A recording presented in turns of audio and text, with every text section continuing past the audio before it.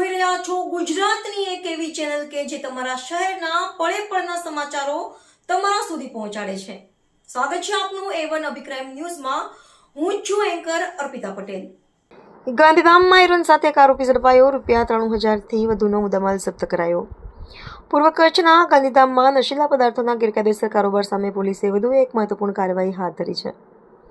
સે no to drugs અભિયાન અંતર્ગત ગાંધીધામ એ ડિવિઝન પોલીસે હેરોઇનના જથ્થા સાથે એક આરોપીને ઝડપી પાડી કુલ ₹93,800નો મુદ્દામાલ જપ્ત કર્યો છે।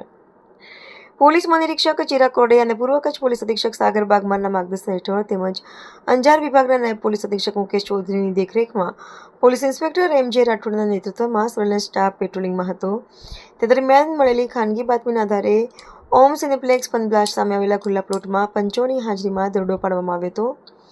દરોડા દરમિયાન પોલીસે દિલીપ ઉર્ફે દીપક સોનલાલ ચૌહાણ ઉંમર વર્ષ 33ને તેની પાસેથી મળેલા શંકાસ્પદ પદાર્થનું FSL દ્વારા પરીક્ષણ કરવામાં આવ્યું હતું અને તેને ઝડપી પાડવામાં આવ્યો હતો।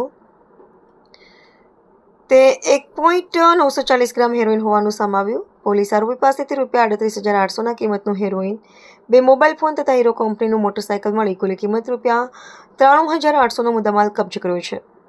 આ કેસમાં રાકેશને વોન્ટેડ જાહેર કરવામાં આવ્યો છે અને તેની શોધખોળ હાથ ધરાઈ છે। આ મામલે ગાંધીધામ એ ડિવિઝન પોલીસ સ્ટેશનમાં NDPS એક્ટ હેઠળની કલમ હેઠળ ગુનો નોંધી આગળની કાયદેસરની કાર્યવાહી હાથ ધરવામાં આવી છે।